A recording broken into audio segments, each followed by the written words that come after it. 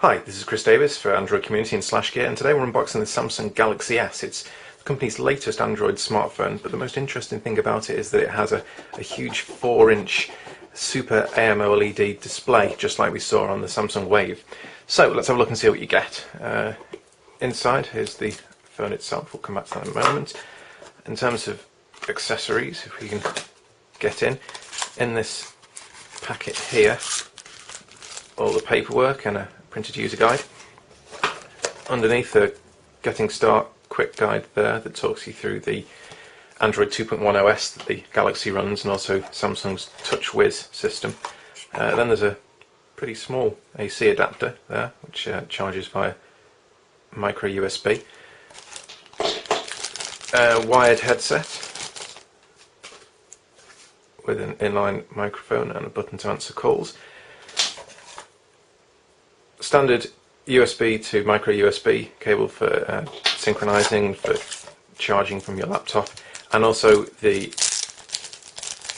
battery itself. So in terms of the phone, let's have a quick look, just get this plastic off.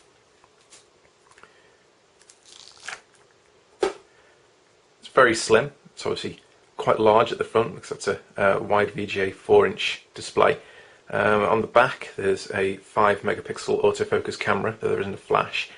It's also got this kind of slightly patterned finish in the plastic. Running around the outer edges, there's the power button on the right hand side. Up on the top there's a 3.5mm headphone jack and a micro USB port, which is just covered there by a little sliding panel. On the left hand side there's a volume control rocker, nothing underneath apart from the microphone. Now up front you've got the earpiece obviously, and a front facing camera there for video calls.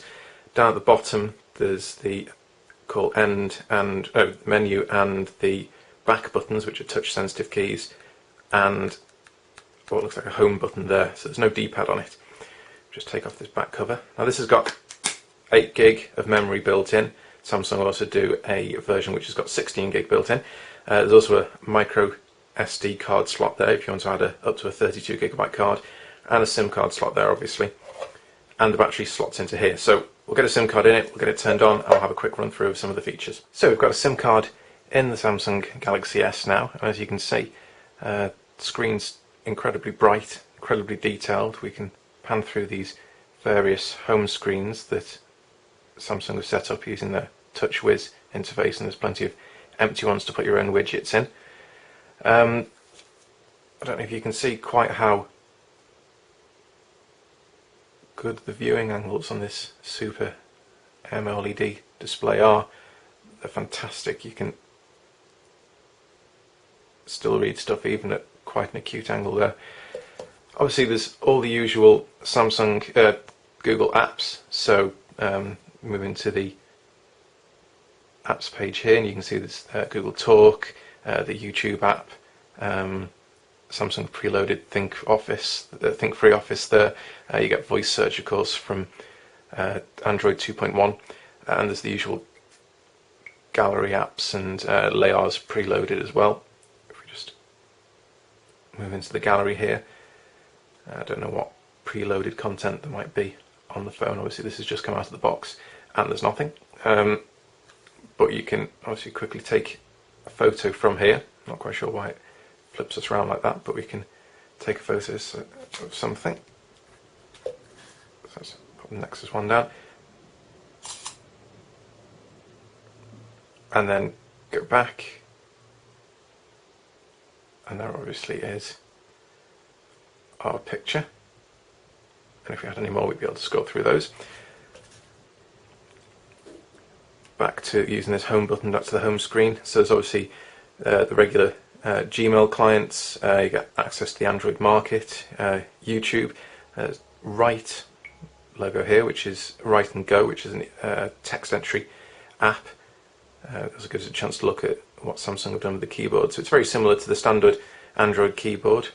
You can see the letters pop up over the top.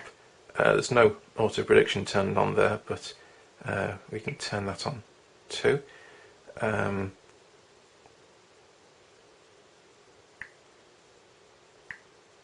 And as you can see, we get suggestions running up at the top of the keyboard there. And also that'll obviously work in landscape portrait mode as well. And this can be used to update your status through Samsung's social networking service.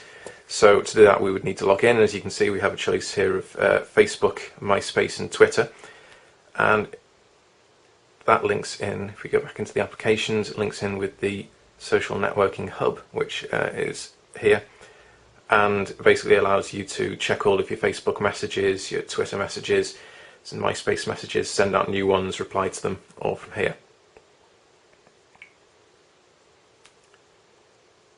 Obviously one of the best things about having a huge display like this is that the internet experience is going to be great. So we're connected up over Wi-Fi at the moment. The Galaxy S supports Wi-Fi B, G and N as well as tri-band HSDPA. So we can go to, say, the /gear homepage.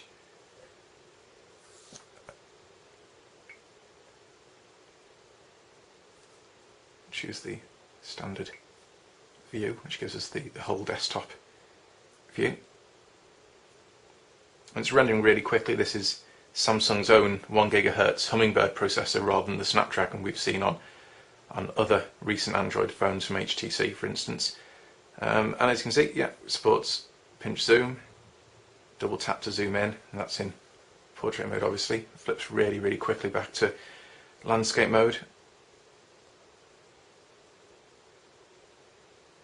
And of course, if you tap the menu button, you get obviously different windows, do everything you would kind of normally do on a browser. Now, there's no flash support on this, so videos, for instance, won't play, flash games won't play, but that's coming at some point in the future. Adobe has promised to release Flash 10.0, so hopefully we'll see the Galaxy S getting an update.